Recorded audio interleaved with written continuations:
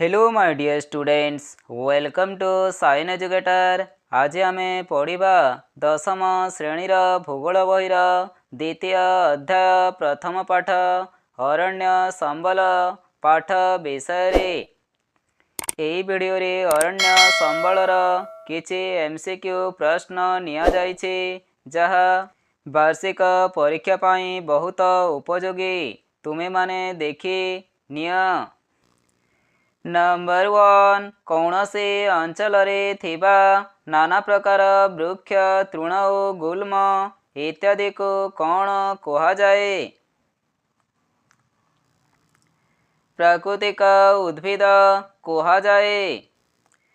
Number 2, कौनसी अंचलर वृष्टिपात उत्ताप वायु प्रवाह आलोकर मात्रा और भूमिर उर्वरता भेदरे कौन आपे आपे जन्मी वृद्धि पाई थाए? प्राकृतिक उद्भिद। जलवायु मृत्तिका एवं अन्य काहा मध्यरे घनिष्ठ संबंध रही अछि? उद्भिद मध्यरे। नंबर 4, उद्भिद प्राणी और अणुजीव विशिष्ट जैव मंडल क्यों मंडलर एक अंश विशेष? भूमंडलर एक अंश विशेष। उद्भिद क्यों मंडलर एक अंश विशेष? जैव मंडलर एक अंश विशेष। जैव मंडल वायुमंडल रे केते उच्चता पर्यंत विस्तृत? 10,000 मीटर। नंबर 7, जैव मंडल महासागर रे बा वायुमंडल रे केते मीटर गभीरता पर्यंत व्याप्त? 11,000 मीटर। जैव मंडल भूपृष्ठर निम्नक अस्म मंडल रे केते मीटर गभीरता पर्यंत विस्तृत? 250 मीटर।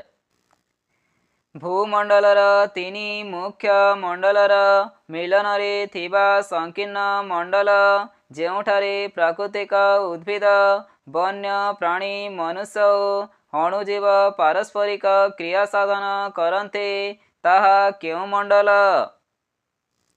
जैव मंडल। नंबर 10, सूक्ष्म शैवाल ठारू आरंभ करी गुल्म तृण बृहत वृक्ष पर्यंत समस्त पादप काहार अंतर्गत? प्राकृतिक उद्भिदर अंतर्गत। भूपृष्ठर विभिन्न अंचल परिव्याप्त क्षुद्र बृहद वृक्ष बुदा गछ कंटा गछ इत्यादि रहिथिबा प्राकृतिक उद्भिद को कौन कहा जाए? अरण्य कहा जाए। अरण्यर प्राकृतिक उद्भिद उपरे निर्भर करी बंचुथिबा अनेक पशु पक्षी को कौन कहा जाए? वन्य प्राणी कहा जाए। अरण्य और वन्य प्राणी प्रकृतिर क्यों संबल हटन्ते? अक्षय संबल हटन्ते। क्यों संबल परिसंस्थारे भारसाम्य रक्षा करने सहित परिवेश स्वच्छता आनी थाए? अक्षय संबल।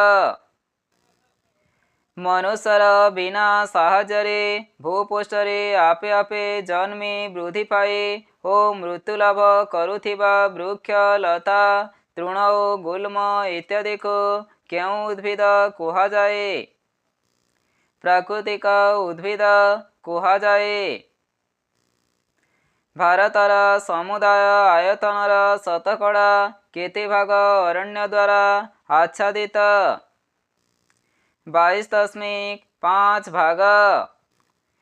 କେଉଁ ଗଛକୁ ଭାରତର ଜାତୀୟ ବୃକ୍ଷ ଭାବେ ସ୍ୱୀକୃତି ଦିଆଯାଇଛି? ବରଗଛକୁ। ଜୈବ ମଣ୍ଡଳରେ ଥିବା ସମସ୍ତ ଉଦ୍ଭିଦ ପ୍ରାଣୀ ଓ ଅଣୁଜୀବ ବଞ୍ଚି ରହିବା ପାଇଁ ପରସ୍ପର ସହିତ ସମ୍ପୃକ୍ତ ଓ ନିର୍ଭରଶୀଳ ଏହି ପାରସ୍ପରିକ ସହାବସ୍ଥାନ ବ୍ୟବସ୍ଥାକୁ କ'ଣ କୁହାଯାଏ? ପରିସଂସ୍ଥା କୁହାଯାଏ। କେଉଁ ସମ୍ବଳ ପରିବେଶ ଓ ପରିସଂସ୍ଥାର ସନ୍ତୁଳନ ରକ୍ଷା କରିବା ସହିତ ମନୁଷ୍ୟ ଓ ପଶୁପକ୍ଷୀଙ୍କର ବଞ୍ଚି ରହିବା ପାଇଁ ଆବଶ୍ୟକ ଉପାଦାନ ଯୋଗାଇଥାଏ? ଅରଣ୍ୟ ସମ୍ବଳ। ଅରଣ୍ୟ ଓ ବୃକ୍ଷ ଆଚ୍ଛାଦନ ଦୃଷ୍ଟିରୁ ଅଧୁନା ଭାରତ ପୃଥିବୀର କେଉଁ ସ୍ଥାନ ଅଧିକାର କରିଛି? 10ମ ସ୍ଥାନ ଅଧିକାର କରିଛି।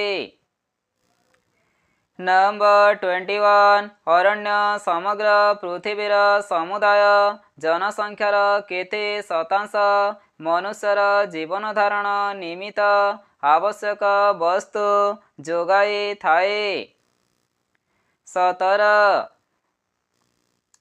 ଯେଉଁ ଅଞ୍ଚଳରେ ଅତ୍ୟଧିକ ବୃଷ୍ଟିପାତ ହୁଏ ସେଠାରେ କେଉଁ ଅରଣ୍ୟ ଦେଖାଯାଏ? ଘନ ଅରଣ୍ୟ ଦେଖାଯାଏ। ବୃଷ୍ଟିପାତ କମ୍ ହୋଇ ତାପମାତ୍ରା ଅଧିକ ଥିବା ଅଞ୍ଚଳରେ କେଉଁ ଅରଣ୍ୟ ଦେଖାଯାଏ? ବୁଦାଳିଆ ବନ ଦେଖାଯାଏ। ଯେଉଁ ଉଦ୍ଭିଦ ଗୁଡ଼ିକ ପ୍ରାଚୀନ ସମୟରୁ ପ୍ରାକୃତିକ ଉଦ୍ଭିଦର ଅଂଶବିଶେଷ ଭାବେ ରହିଅଛି ତାହା କେଉଁ ଉଦ୍ଭିଦ? ଦେଶଜ ଉଦ୍ଭିଦ। ଯେଉଁ ଉଦ୍ଭିଦ ସମୟାନୁକ୍ରମେ ଅନ୍ୟ ଦେଶରୁ ଭାରତକୁ ଆସିଅଛି ତାହା କେଉଁ ଉଦ୍ଭିଦ? ବିଦେଶଜ ଉଦ୍ଭିଦ। ବୋରିଅଲ ଉଦ୍ଭିଦ କି ପ୍ରକାର ବୃକ୍ଷ ଅଟେ? ସୁଚର୍ଗ ପତ୍ରୀ ସରଳ ବର୍ଗୀୟ ଉଦ୍ଭିଦ ଅଟେ।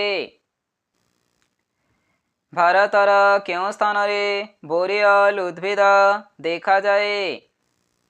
ହିମାଳୟ ଓ ଉଚ୍ଚ ପର୍ବତ ଶ୍ରେଣୀରେ ବୋରିଅଲ ଉଦ୍ଭିଦ ଦେଖାଯାଏ। ବୋରିଅଲ ଉଦ୍ଭିଦ କେଉଁ ସ୍ଥାନରୁ ଭାରତକୁ ଆସିଅଛି? ଚୀନ ଓ ମଧ୍ୟ ଏସିଆରୁ। କେଉଁ ଉଦ୍ଭିଦ ଆଫ୍ରିକା ମହାଦେଶ ଏବଂ ଇଣ୍ଡୋନେସିଆ ଓ ମାଲେସିଆରୁ ଭାରତକୁ ଆସିଅଛି? ଉଷ୍ମ କ୍ରାନ୍ତୀୟ।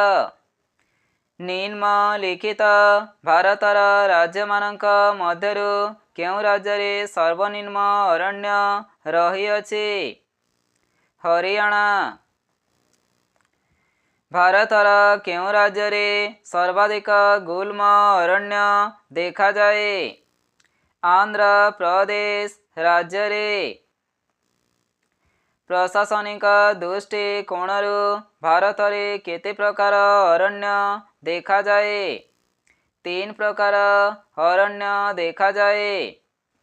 ସଂରକ୍ଷିତ ଅରଣ୍ୟ କାହା ତତ୍ତ୍ୱାବଧାନରେ ରହିଥାଏ?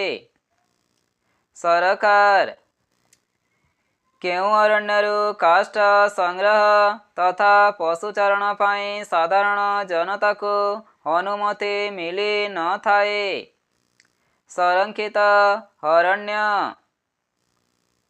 ସଂରକ୍ଷିତ ଅରଣ୍ୟର ଆୟତନ ଭାରତର ସମୁଦାୟ ଅରଣ୍ୟର ଆୟତନର କେତେ ଶତାଂଶ?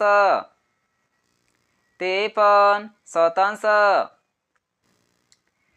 କେଉଁ ଅରଣ୍ୟ ସରକାରଙ୍କ ତତ୍ତ୍ୱାବଧାନରେ ଥିଲେ ମଧ୍ୟ ସାଧାରଣ ଜନତାଙ୍କୁ କାଷ୍ଠ ସଂଗ୍ରହ ପାଇଁ ଓ ପଶୁଚାରଣ ପାଇଁ ଅନୁମତି ମିଳିଥାଏ? ସୁରକ୍ଷିତ। ସୁରକ୍ଷିତ ଅରଣ୍ୟର ଆୟତନ ଭାରତର ସମୁଦାୟ ଅରଣ୍ୟର ଆୟତନର କେତେ ଶତାଂଶ? ଅନ୍ତରେ ଶତାଂଶ। କେଉଁ ଅରଣ୍ୟକୁ ମୁକ୍ତ ଅରଣ୍ୟ କୁହାଯାଏ? ଅବର୍ଗୀକୃତ ଅରଣ୍ୟ। ଅବର୍ଗୀକୃତ ଅରଣ୍ୟ କେଉଁ କାର୍ଯ୍ୟ ପାଇଁ ବିଶେଷ ଭାବେ ବ୍ୟବହୃତ ହୋଇଥାଏ? କାଷ୍ଠ ସଂଗ୍ରହ ଓ ପଶୁଚାରଣ ପାଇଁ ବ୍ୟବହାର ହୋଇଥାଏ। ଅବର୍ଗୀକୃତ ଅରଣ୍ୟର ଆୟତନ ଭାରତର ସମୁଦାୟ ଅରଣ୍ୟର କେତେ ଶତାଂଶ? 18%। ଏହିପରି ଅନେକ ଭିଡ଼ିଓ ଦେଖିବା ପାଇଁ ତୁମେମାନେ ସାଇନ୍ ଏଜୁକେଟର ୟୁଟ୍ୟୁବ୍ ଚ୍ୟାନେଲକୁ ଲାଇକ୍ ସେୟାର ଆଣ୍ଡ ସବସ୍କ୍ରାଇବ୍ କରିକି ରଖନ୍ତୁ ଏବଂ ତୁମର ସାଙ୍ଗମାନଙ୍କ ସହିତ ଏହି ଭିଡ଼ିଓଟି ସେୟାର କରନ୍ତୁ। Thank you students.